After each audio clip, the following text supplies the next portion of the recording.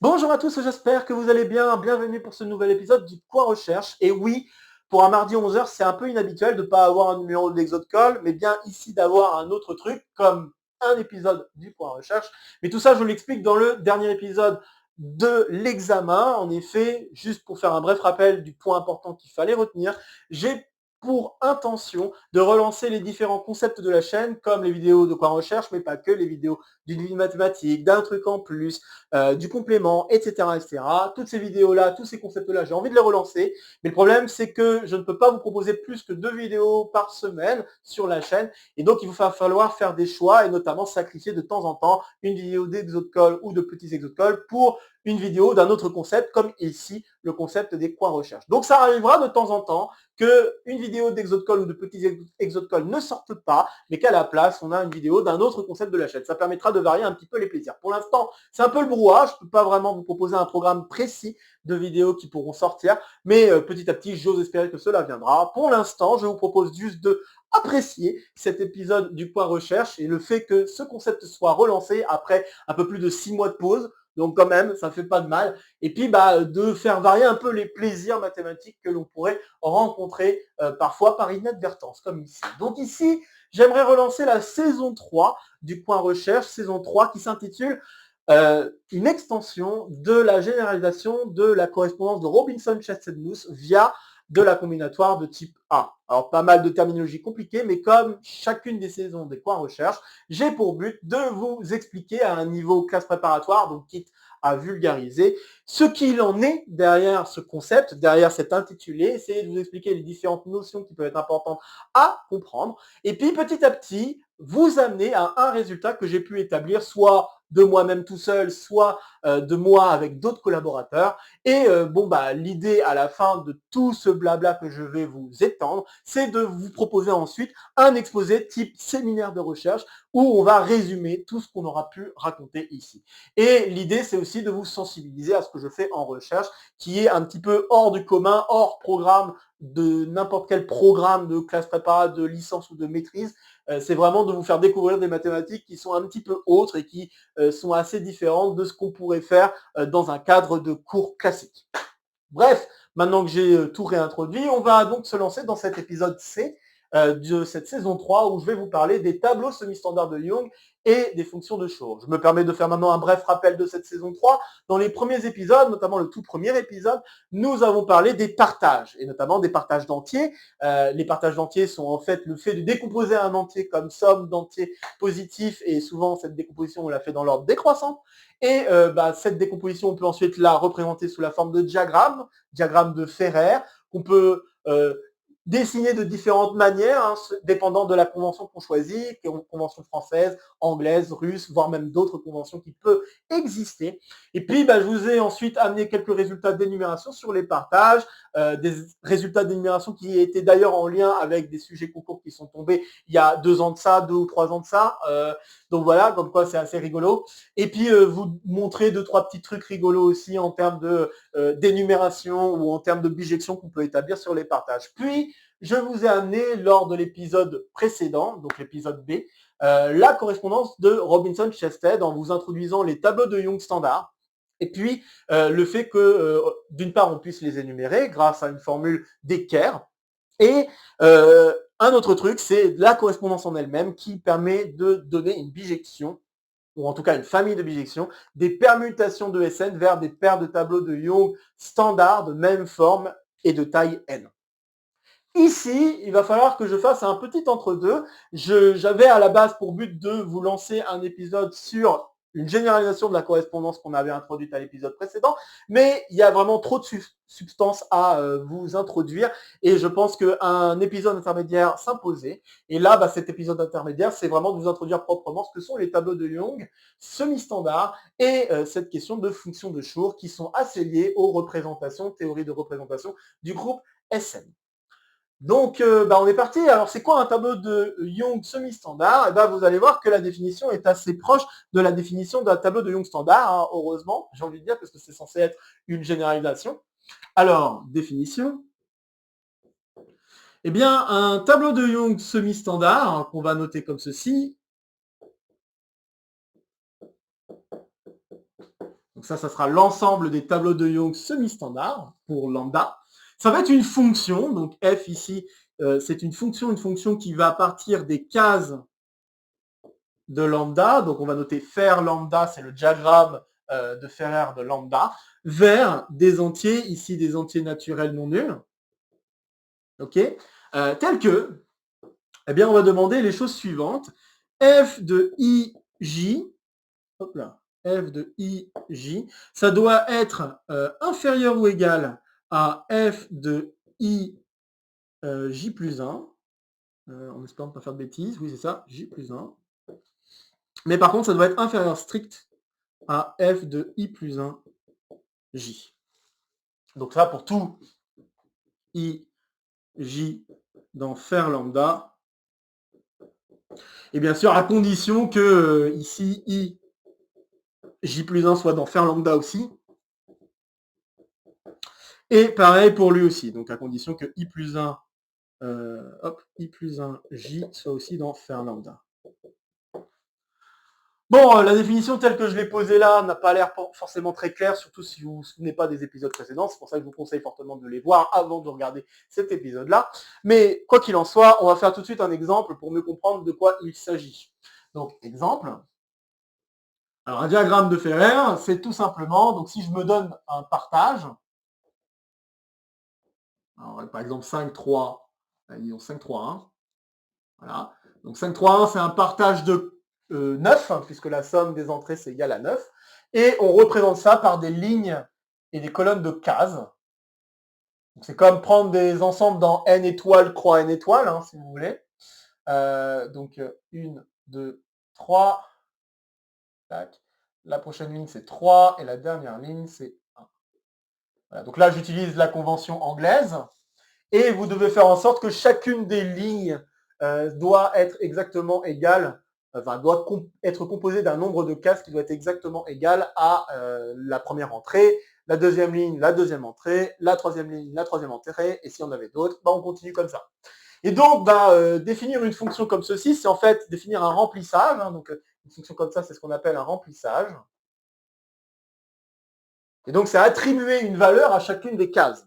Donc, par exemple, une attribution de valeur que je peux faire, ça pourrait être la suivante. Je pourrais faire 1, 5, 8, 5, 3, 2, 7, je sais pas moi, 6, et puis 5. Voilà. Et donc voilà, ça c'est un exemple de remplissage, juste pour le rappel. Sauf que ce remplissage, ça n'est pas un tableau de Young semi-standard. Cet exemple-là n'est pas un tableau de Young semi-standard de lambda, tout simplement parce que vous pourrez remarquer par exemple que 8 est strictement plus grand que 5, et par rapport à le positionnement du remplissage que je veux faire, normalement je devrais avoir la valeur de la case qui est ici qui doit être plus grande ou égale à la valeur de la case qui est ici. Donc ça ne marche pas. Par contre, un autre remplissage qui peut convenir, ça pourrait être, donc par exemple, 1, 1, 3, 7, 7, 8, 8, c'était pas un super choix.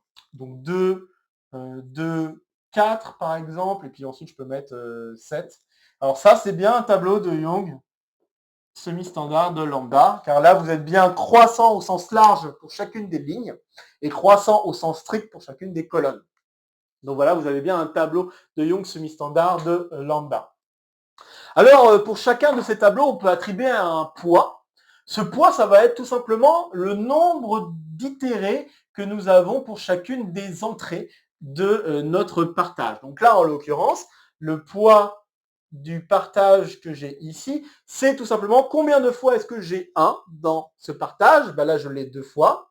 Combien de fois j'ai le 2 ? Là, je l'ai aussi 2 fois. Combien de fois j'ai le 3 ? Je l'ai une fois. Combien de fois j'ai 4 ? Une fois. Combien de fois j'ai 5 ? Là, il n'y en a pas, donc 0. Pour 6, il n'y en a pas non plus. Pour 7, il y en a 3. Et après, je peux m'arrêter ici. Ensuite, je pourrais aussi considérer des poids avec des uplés infinis. Mais bon, on peut aussi décider de s'arrêter au dernier uplé, enfin la dernière valeur de l'uplé qui est non nulle. Donc là, ce poids-là, ça me dit juste qu'il y a bien 2 fois 1 dans mon tableau de Young semi-standard. Il y a aussi 2 fois 2 dans mon tableau de Young semi-standard, etc., etc.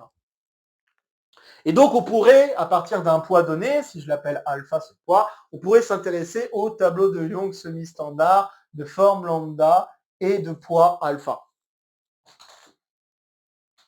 Alors bien évidemment, si je voulais faire un peu d'énumération, compter le nombre de tableaux de Young semi-standard, comme ça, bah là c'est infini, donc ça ne fait pas vraiment de sens de chercher à compter ces choses-là. Par contre, compter avec un poids fixé, là c'est un peu différent, ça va être un nombre fini.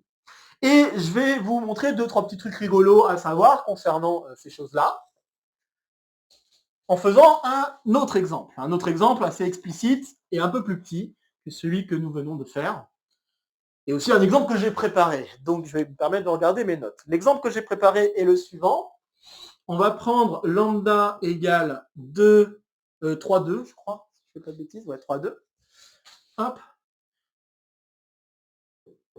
Et on va considérer différents poids qui sont plus ou moins semblables. Quand je dis plus ou moins semblables, c'est qu'en fait, le nombre d'itérés pour chacune des entrées, ça va être quasiment le même à permutation près. Donc là, le premier cas de figure que je vais regarder, ça va être 2, 2, 1. Le suivant, ça sera 2, 1, 2. Et le suivant, ça va être 1, 2, 2. Donc alpha, alpha prime, alpha seconde. Et donc, je vous invite à essayer par vous-même de déterminer les tableaux de Young semi-standards de forme 3, 2 et pour chacun de ces poids-là, de les déterminer et de compter combien est-ce que nous en avons pour chacun de ces cas. N'hésitez pas à faire une petite pause pour essayer de vous frotter un petit peu à la notion par vous-même avant que je le fasse. Ok, alors je vais maintenant répondre à la question. Si je voulais maintenant faire un tableau de Young semi-standard avec le poids qui est écrit ici, d'abord ça veut dire que je dois introduire 2 1. Les 1, si on y réfléchit un peu, j'ai pas beaucoup de choix. Je ne peux pas les mettre dans une autre ligne que la première ligne. Étant donné que si je les mets dans une autre ligne, ça voudrait dire que je devrais avoir une valeur strictement inférieure qui se trouve sur la ligne d'avant. Mais le problème, c'est que je ne peux pas avoir des valeurs strictement inférieures à 1 par rapport à la définition. Par conséquent, je n'ai pas trop le choix. Les 1, ça va être forcément dans la première ligne. Et encore une fois, comme la première ligne, les entrées sont dans l'ordre croissante, ça veut dire forcément que les 1 vont être au tout début de cette ligne. Donc ça veut dire que je vais avoir 1, 1 dans un premier temps à placer comme ceci. Alors après, et le 1, je ne pouvais pas le mettre ici parce que c'est strictement croissant, encore une fois. Donc je suis obligé de le mettre sur la ligne. Ensuite, il va falloir placer les 2. J'ai 2 2 à placer. Soit je décide de les placer tous deux en dessous. Peut-être que je devrais dessiner la forme du partage avant, comme ça vous repérez. Voilà, donc ça c'est la forme du partage.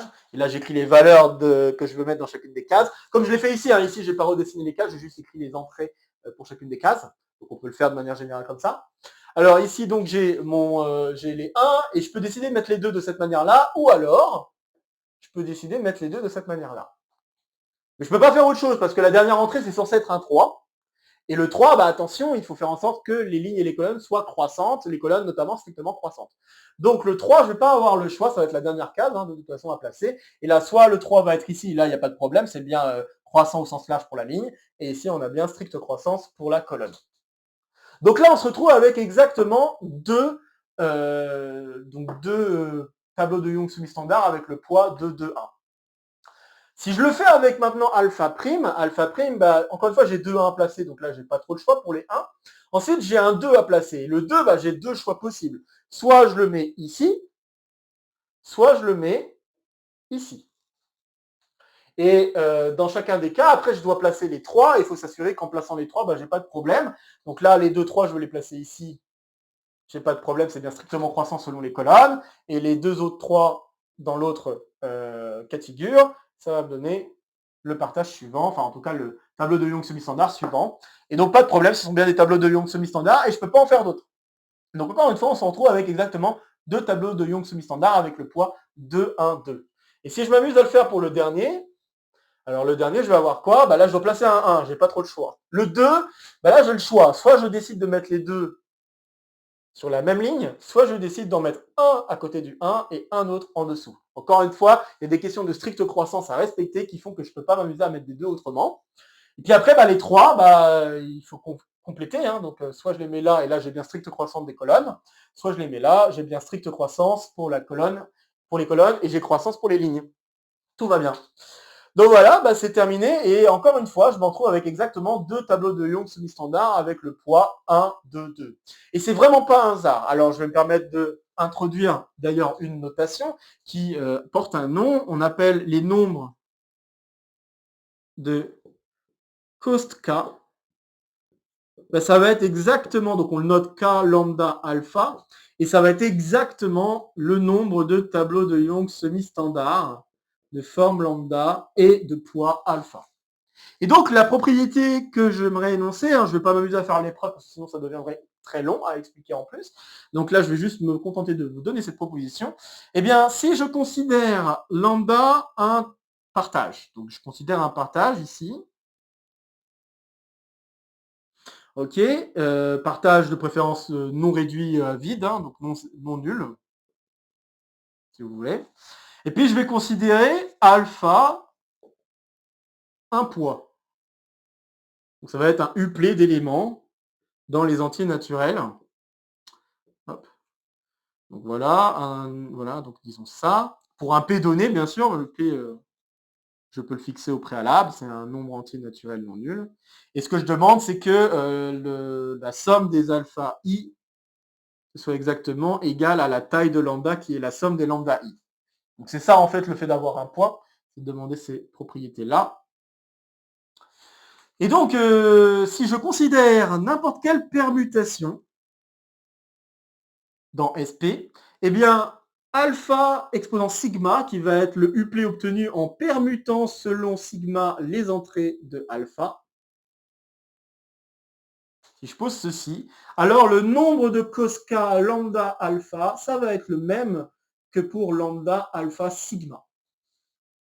Donc peu importe comment vous allez permuter les entrées de votre poids, vous allez vous retrouver avec le même nombre de tableaux de Young semi-standard avec le poids donné. Donc c'est assez surprenant, c'est pas un truc super évident à démontrer. Déjà, vous pouvez le voir ici que a priori c'est bon. On pourrait se dire c'est peut-être une coïncidence, mais à vrai dire non, c'est vraiment un pattern qui se vérifie de manière générale. Et donc par conséquent, si on veut compter ou déterminer les nombres de cos k, il est usuel de dire à la place de mettre n'importe quel poids, je vais juste prendre un autre partage de l'entier correspondant à la taille de lambda. Donc généralement, on peut remplacer alpha par un autre partage. Hop. Hop. Donc on pourra remplacer alpha par un partage mu de même taille que lambda. Et donc là, en l'occurrence, le partage qui serait lié à tous les uplets que je viens de considérer, ça serait le partage 2, 2, 1, qui est de même taille que le partage lambda. En faisant la somme des entrées, ça donne bien 5 pour les deux. Alors, il y a des cas de figure où on peut donner des expressions pour ces k lambda alpha. Alors, le premier cas de figure, c'est si je m'amuse à faire k lambda lambda, qui est un choix possible. Alors, si vous réfléchissez un peu, je pense que vous pouvez trouver quelle va être la valeur. En effet, si vous devez commencer à remplir un partage lambda avec lambda 1, 1, lambda 2, 2, etc., vous vous rendrez très vite compte que les 1, vous n'avez pas vraiment le choix de là où vous devez les placer. Vous devez les placer sur la première ligne, puisqu'il y a stricte croissance selon les colonnes. Et la ligne contient exactement le même nombre de cases que le nombre de 1 qu'on veut placer. Par conséquent, la première ligne, ça va être que des 1. Et par un raisonnement analogue, la ligne suivante, ça va être que les 2, la ligne suivante, ça va être que les 3, etc., etc. Par conséquent, le nombre de cos k donné par lambda lambda, ça va être exactement 1. Je vous invite fortement à faire un exemple par vous-même, vous allez très vite vous rendre compte qu'en effet, ça va marcher de cette manière-là. Voilà, ça c'est un premier cas de figure où on a une expression assez simple. Un autre cas de figure, c'est si je fais lambda, puis que je considère le partage donné que par des 1. Donc ici, de taille lambda, bien sûr. Alors, ça veut dire quoi? Ça veut dire que je vais faire un tableau de Young semi-standard où je prends un seul 1, un seul 2, un seul 3, un seul 4, jusqu'à un seul n. N, disons, c'est la taille de lambda. Eh bien, si vous y réfléchissez un peu, ça correspond exactement, si vous vous souvenez de l'épisode précédent, ça correspond exactement à prendre un tableau de Young standard. Donc, considérer le nombre ici, c'est exactement compter le nombre de tableaux de Young standard de forme lambda. Et ça, on l'a vu dans l'épisode précédent, donc épisode B, 3B, on a vu qu'il y avait une formule d'équerre, de longueur d'équerre, qui nous donnait ce résultat. Ça va être en fait n factoriel divisé par le produit des longueurs d'équerre de toutes les cases pour cases dans lambda. Voilà, je vous invite fortement à jeter un coup d'œil à cet épisode-là si vous voulez voir en application ce calcul. Encore une fois, n'hésitez pas à vous lancer à faire des petits exemples pour vérifier par vous-même que les formules fonctionnent bien. Donc ça, c'est ce qu'on appelle la formule de longueur d'écart. Bon, malheureusement, là on est en train de faire des cas particuliers, mais malheureusement, pour le cas général, il n'y a pas de formule. En tout cas, pas de formule connue pour l'instant, et on s'attend à ce qu'il n'y ait pas vraiment de formule close. Donc K lambda mu, en général, pas d'idée. Il y a d'autres cas de figure où on connaît des formules, dans le cas où par exemple lambda est une équerre, donc ça signifie que on a lambda qui est comme ceci, avec un certain nombre de cases ici, un certain nombre de cases ici. Voilà. Ou alors une équerre et vous ajoutez une ligne. Il y a des cas de figure un peu particuliers où on est capable de donner des formules, mais sinon, dans un cadre complètement général, on n'a pas de formule pour l'instant, et on s'attend à ce qu'il n'y ait pas vraiment de formule close. Toutefois, on a un lien quand même des nombres de Koska par rapport à une formule d'énumération, en tout cas une fonction d'énumération. Et cette fonction d'énumération, des partages, donc des tableaux de Young semi-standard, ça va être justement les fonctions de Schur. Donc là, je vais me permettre de vous introduire les fonctions de Schur qui sont vraiment liées. Alors, je ne vais peut-être pas rentrer dans les détails ici, probablement peut-être dans une future vidéo, mais en tout cas, je n'ai pas envie de le faire maintenant. Les fonctions de Schur sont en lien plus ou moins proche avec les représentations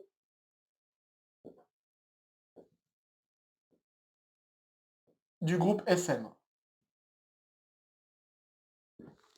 Voilà, donc les représentations du groupe Sn, ce sont des morphismes, enfin, c'est lié à des questions de caractères, des fonctions. Donc, je lance plein de mots pour que ça vous permette de bien comprendre de quoi il peut s'agir, ou en tout cas, si ça vous intéresse, d'aller jeter un coup d'œil. Donc, les représentations d'un groupe, c'est en fait le fait de regarder des applications linéaires sur des espaces vectoriels qui satisfont certaines propriétés vis-à-vis du groupe que nous regardons. En fait, de ces représentations-là, on peut considérer des caractères qui sont en fait des questions de calcul de traces par rapport à ces applications linéaires. Et en fait, par rapport à ces traces-là, les caractères, en fait, ça va nous donner des fonctions relativement usuelles, des morphismes de groupe relativement usuels par rapport à la permutation, enfin l'ensemble des permutations ici. Donc là, par exemple, il y a la signature qui fait partie des caractères que nous pouvons obtenir du groupe des permutations. Bien sûr, c'est pas le seul, il y en a plein d'autres, mais ça en fait partie. Et donc, en fait, le calcul de la fonction de Schur est en lien relativement direct avec le calcul des caractères des représentations de Sn. Voilà, j'en parle pas plus. Si ça vous intéresse de jeter un coup d'œil plus précis de ce qu'on entend par représentation d'un groupe ou représentation de Sn, je vous invite fortement à aller le faire un peu par vous-même. Peut-être qu'on aura l'occasion d'en parler pour une autre vidéo, mais ici, je vais éviter de le faire, sinon la vidéo, ou en tout cas les vidéos de Cours en Recherche pourraient devenir très très longues. Bref, donc ça, c'est les questions de représentation de groupe, et c'est pour motiver un petit peu le fait d'étudier ces fonctions-là. Alors, les fonctions de Schur, c'est quoi? Généralement, c'est noté S lambda, et vous considérez une famille infinie de variables, infinie dénombrable, de variables. Ok, vous avez donc une famille xn de variables qu'on va appeler variables formelles.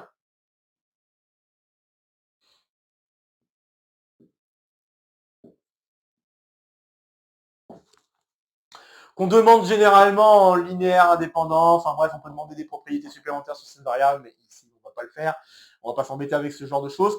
Mais bon, on prend un nombre infini de variables dénombrables, dont on indexe donc les variables de 1 à n, et donc sur tous les entiers naturels, si vous voulez. Et donc, ce qu'on va faire, c'est qu'on va faire une somme, puisque ça dépend de lambda, on va faire une somme sur tous les tableaux de Young semi-standard que nous pourrions avoir. Et ce qu'on va faire, c'est qu'on va faire ensuite un produit. Alors, je vais peut-être essayer de l'écrire de manière un peu plus compréhensible. Donc, ce qu'on va faire, c'est qu'on va faire ça, on va faire la somme de ces choses-là, et on va calculer notamment le poids. Donc, le poids des tableaux de Young standard, et le poids, c'est exactement ce que je vous ai précisé comme étant le alpha qui est ici. Sauf que là, ça va être un poids qui va dépendre de variables. Donc, c'est pas que f ici, c'est censé faire intervenir toutes les variables. Je vais me permettre juste de changer un peu l'écriture pour que ce soit clair. Donc, ça va être une fonction qui dépendra des variables. Et en fait, le poids, ça va être le produit, xn, puis encore une fois, vous pouvez avoir une infinité de variables, ça va être le produit des xi à la puissance le nombre de fois que vous avez i qui est égal à f de c pour ces... je vais peut-être essayer d'écrire le nombre de C. Donc c'est les C dans faire de... Hop, je vais y arriver. C'est le nombre de cases dans le diagramme de Ferrer de lambda, tel que f de C est égal à I. Et vous faites le tour de tous les entiers, donc de I allant de 1 à l'infini. Bien évidemment, ce produit que j'écris là, il est fini. Pourquoi? Parce que vous savez que vous avez un nombre fini de cases, et donc là, vous êtes en train de partitionner selon les valeurs données par la fonction f, et par conséquent, ce nombre de valeurs, c'est toujours des valeurs finies, voire nulles, pour une infinité de valeurs. Enfin, en fait, ça va être, je vais être plus précis, ce truc-là va être non nul pour un nombre fini de valeurs. Et donc, à cause de ça, ce produit-là est fini. Et après, là, vous vous retrouvez avec une série formelle donnée par des variables x1, xn qui sont liées au partage lambda que nous avons choisi au préalable. Alors, je vais faire... je vais peut-être préciser un autre truc. Là, au lieu de regarder une série, on peut très bien regarder juste un polynôme et s'arrêter à n. Donc, on peut très bien considérer S lambda n comme étant juste S lambda calculé en x1, xn, et on considère les autres variables comme étant nulles. Ce qui nous permettra de nous ramener à des polynômes. Et ces polynômes vont avoir de très jolies propriétés. Alors, je vais faire un exemple, juste pour illustrer la définition que je viens de donner, parce que là, la définition telle qu'elle peut être assez perturbante. En tout cas, elle peut être difficile à gober, je pense. Donc, je vais faire un exemple, encore une fois. Je vais prendre lambda égale 2, 1. Alors, la première question qu'il faut se poser, c'est à quoi vont ressembler les tableaux de Young semi-standards d'un tel partage. Alors, le partage, ici, si je le dessine, son diagramme, c'est le suivant. Et donc, vous avez plusieurs choix. Vous avez la possibilité de prendre... Alors, déjà, première chose, si vous prenez une seule entrée, donc si vous voulez faire un tableau de Young semi-standard avec une seule valeur, vous allez très vite vous rendre compte que vous ne pouvez pas, parce que la colonne doit être strictement croissante, et là, par conséquent, vous devez forcément avoir au moins deux valeurs distinctes. Alors maintenant, vous pouvez vous amuser à traiter le cas où vous avez A plus petit strict à B, tous deux supérieurs ou égal à 1. Et puis ensuite, vous avez le cas où vous avez trois valeurs distinctes, A plus petit strict à B, plus petit strict à C. Et commencez à vous poser la question à quoi vont ressembler les tableaux de Young semi-standard avec juste deux entrées ou avec trois entrées. Avec deux entrées, on remarquera qu'on n'a pas énormément de choix. En effet, si on veut un tableau de Young semi-standard, eh bien, soit on décide de mettre 2A en bas, ce qui n'est pas impossible puisqu'on a le droit d'être croissant au sens large. Et ensuite, on doit mettre un B ici parce qu'on doit être croissant strictement en suivant les colonnes. Donc, on a cette possibilité-là. Mais on a aussi la possibilité où vous mettez un seul A et vous mettez 2 B. Et là, ça marche encore. Donc voilà, ça, ce sont les possibilités avec deux entrées. Si maintenant, je m'intéresse aux possibilités avec trois entrées, vous allez voir que vous n'avez pas beaucoup de choix non plus. Vous allez devoir mettre le A ici parce que c'est la plus petite des valeurs. Et puis après, vous avez B, C comme ceci. Ou alors, vous avez A, C, B. Et voilà, vous en avez également que deux. Très bien. Et donc, ça veut dire quoi vis-à-vis de la fonction de Schur? Eh bien, ça veut dire la chose suivante. La fonction de Schur va s'écrire comme ceci. Donc, S lambda de x1, xn infini, ça va être égal à la série 1 inférieur ou égal à A inférieur strict à B, 2, et vous regardez le poids de ces partages-là, et vous comptez en fait XA comme apparaissant deux fois, et XB comme apparaissant qu'une seule fois. Donc vous allez avoir pour le premier XA carré fois XB. Ça, c'est le poids, du coup, c'est le WF, ça. C'est le WF, F étant égal à ce truc-là, donné par les variables qui sont en jeu. Et là, vous avez deux fois A et une fois B. L'autre, vous avez une fois B, une fois A, deux fois B. Donc, vous allez avoir plus XA fois XB au carré. Et ensuite, le poids des deux autres qui sont ici, c'est le même. Vous allez vous retrouver avec un 2 fois somme 1 inférieur ou égal à A inférieur à B inférieur à C de XA, XB, XC. Et voilà, ça c'est la fonction de Schur que vous pouvez donc calculer pour le partage de 1. Et maintenant, faisons quelques petits cas particuliers. Si maintenant je veux regarder ce qui se passe pour n égale 2, puis ensuite pour n égale 3, juste pour bien comprendre ce qu'on veut dire ensuite par regarder ces fonctions de Schur particulières-là. Donc, hop là, tout va bien. Donc, si je regarde S lambda 2, à quoi ça va ressembler? Donc ça veut dire que maintenant, je dois faire le calcul en imaginant qu'on n'a que deux variables dans notre calcul de fonction de choix. Et donc si on n'a que deux variables, bah, on a x1, x2, vous ne pouvez pas avoir le produit des trois variables qui est ici. Et donc bah, vous devez juste écrire la formule avec 1 qui est plus petit strict à 2, et bah, par conséquent, S lambda 2 ici, ça serait x1 carré x2 plus x1 x2 carré. Si maintenant je m'amuse à faire pour trois variables, hein, donc x1, x2, x3, cette fois-ci, il faut que je fasse toutes les paires parmi 1, 2, 3, où j'ai un nombre qui est plus petit strict à l'autre, et faire les produits qui s'écrivent ici. Donc je vais avoir x1 carré, x2 plus x1, x2 carré, mais j'ai aussi x1 carré, x3 plus x1, x3 carré, mais j'ai aussi x2, x3, donc x2 carré, x3 plus x2, x3 carré. Et enfin, bah, j'ai le triple produit, donc 2 fois x1, x2, x3. Voilà. Alors, il y a des choses remarquables concernant la fonction de Schur, et notamment les fonctions que je viens d'écrire. Si vous vous amusez à échanger le rôle des variables, genre par exemple pour la première fonction ici, échanger le rôle de x1 et x2. Si vous échangez le rôle de x1 et x2, vous remarquerez que je retrouve la même fonction. Et là, c'est pareil ici. Si j'échange les rôles de x1 avec x3, ou de x2 avec x3, ou de x2 avec x1, bah, je vais remarquer que en fait, je m'en trouve avec le même polynôme. Et bien ça veut dire que le polynôme, il est symétrique. Donc, et un autre truc que je peux aussi vous faire constater, c'est que si je m'amuse à multiplier par un scalaire chacun des xi, ce scalaire va être ressorti à la puissance 3. Donc si je décide, donc je vais peut-être l'écrire un peu plus explicitement ce que je suis en train de dire. Donc, si je fais S lambda n de x1, xn, ça va être la même chose que S lambda n de x sigma 1 jusqu'à x sigma n. Et ce pour n'importe quelle permutation de Sn. Et ça veut exactement dire que notre polynôme est un polynôme symétrique.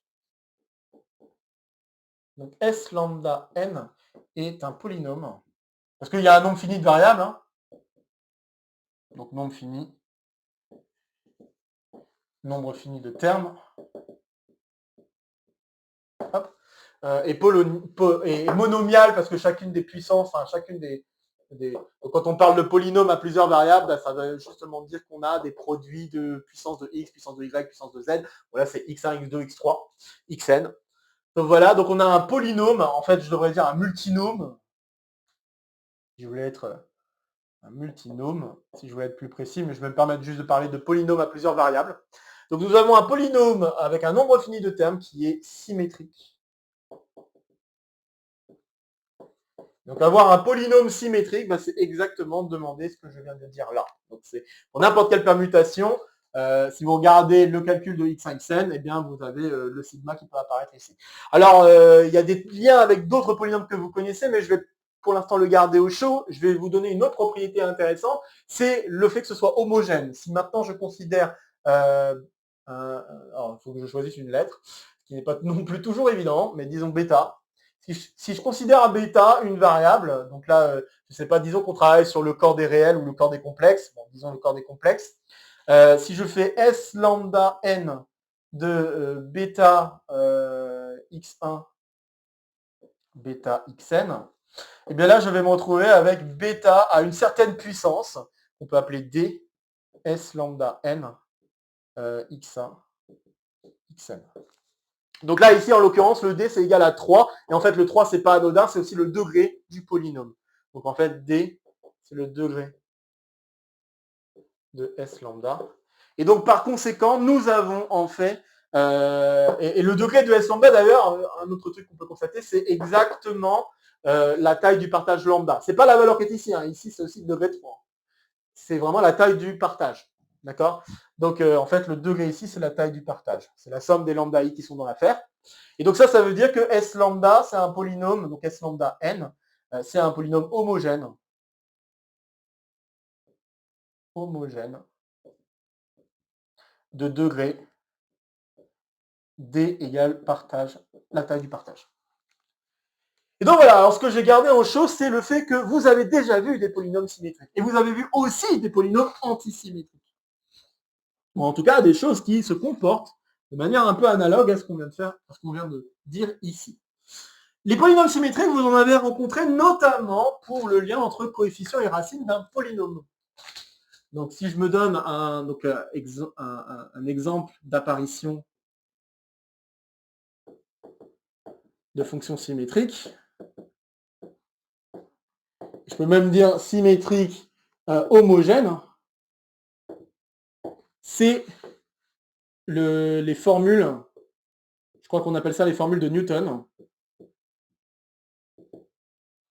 qui permet de lier coefficient racine. Coefficient racine d'un polynôme. Donc autrement dit, si vous avez un polynôme P qui s'écrit produit de x moins zi, où i va de 1 à n, disons, avec potentiellement multiplicité, peu importe. Et si vous regardez son développé, et son développé, ça va être un x puissance n plus a n moins 1, x puissance n moins 1, etc. jusqu'à a1 x plus a0, alors vous allez trouver que AI, c'est exactement la somme, donc il faut que je fasse attention, des ensembles I inclus dans un N de taille égale à, que je fasse pas de bêtises, là il y a taille 1, donc c'est N-I, voilà, du produit pour K dans I de ZK.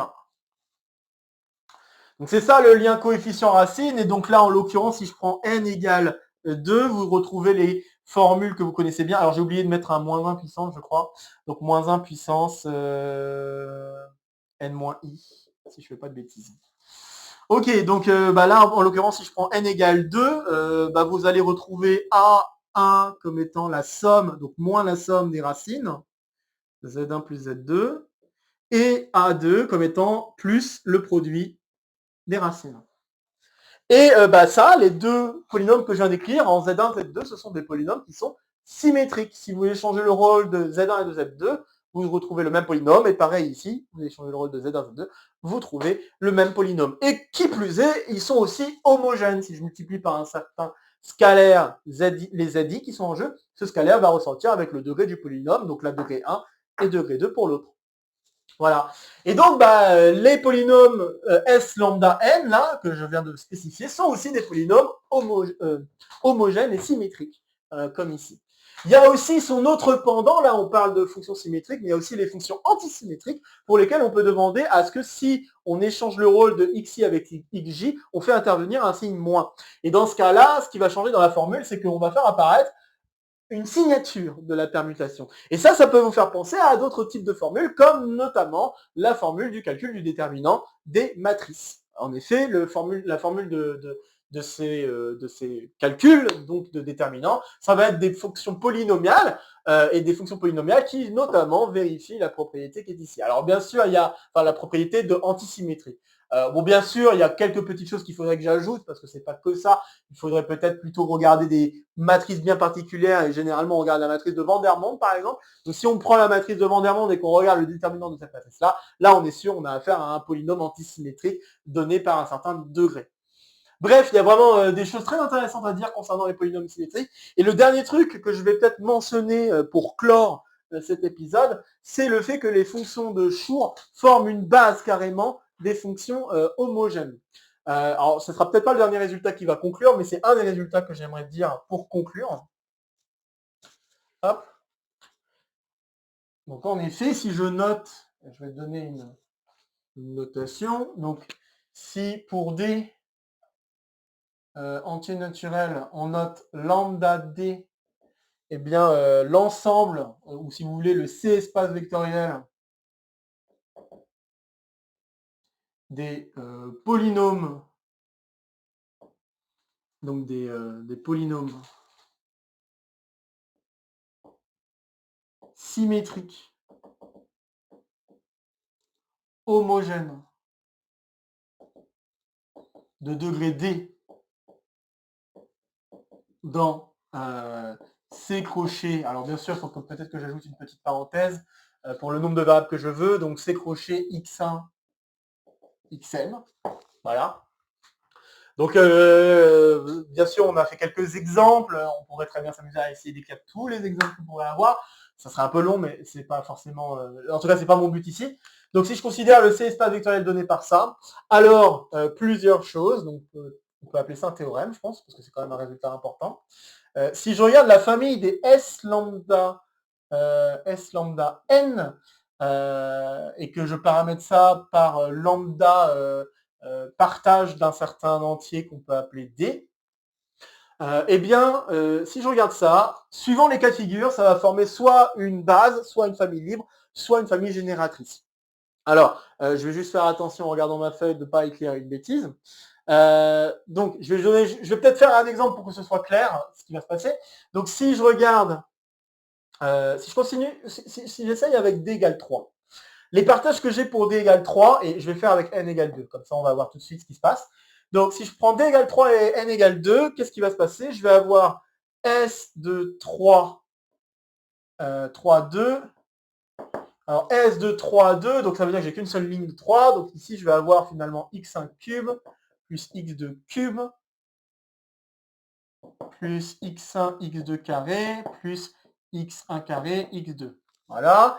Et ensuite, j'ai S de 1 qu'on a déjà calculé, de 2 qui donne x1, x2 carré plus x1 carré, x2. Et le dernier, c'est S1, 1, 1 de 2, pardon. Et là, dans ce cas-là, j'ai juste 0, puisque je ne peux pas, pour le partage donné par une colonne avec 3 cases, je ne peux pas faire un remplissage de ce partage avec juste 2 entrées, puisque les 3 entrées doivent être distinctes de ce partage pour avoir un tableau de Young semi-standard. Bref, donc je me retrouve avec cette famille-là, et cette famille-là, il se trouve que ça va être une famille génératrice de l'ensemble lambda 3. Donc ça va être générateur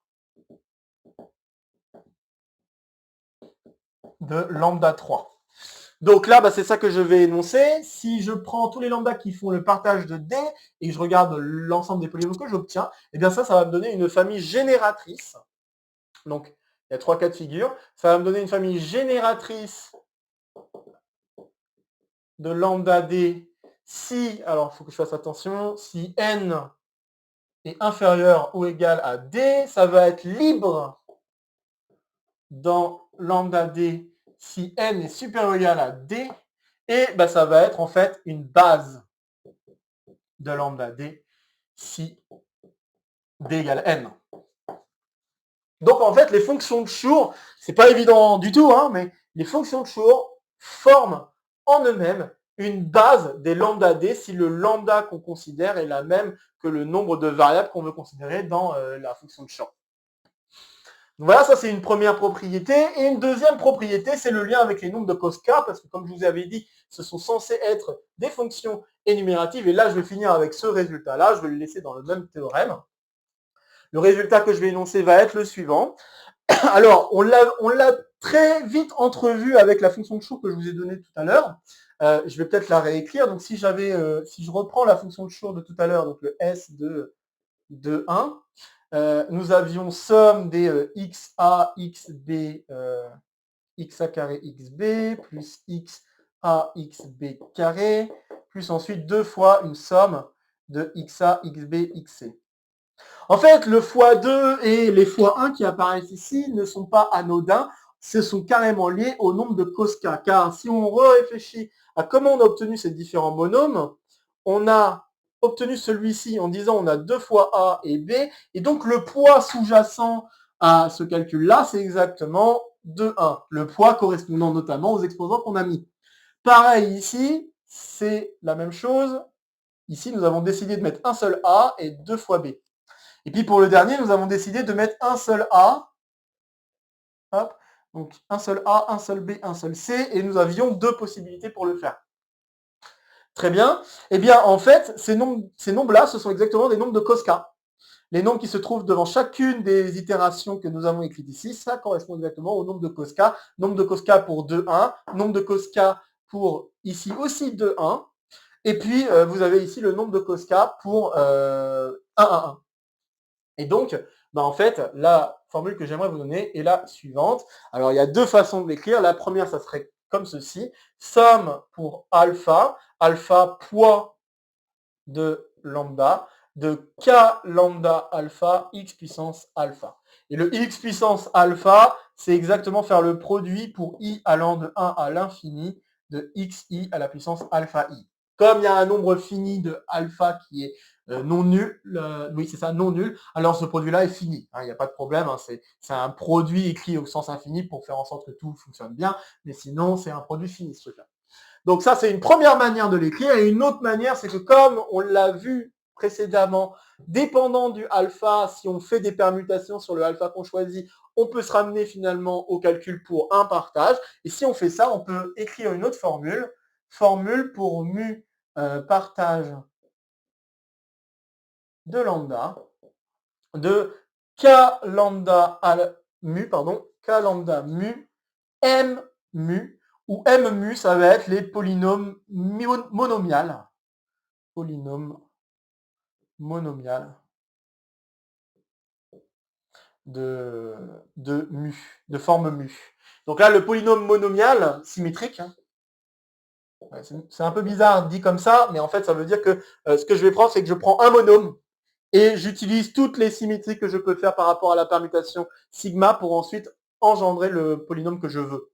Donc le polynôme monomial pour m mu, c'est en fait le fait de dire, ok, je vais prendre, je vais faire une somme dépendant des poids alpha semblable à mu de x puissance alpha.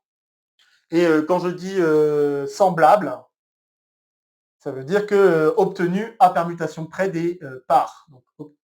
Donc alpha mu est obtenu à partir d'une permutation sur alpha. La petite propriété que j'avais énoncée tout à l'heure qui disait que on avait k lambda alpha qui est égal à k lambda alpha sigma, vous l'appliquez dans un cadre un peu plus général cette fois-ci de permutation, parce que là on peut faire des permutations sur un support infini.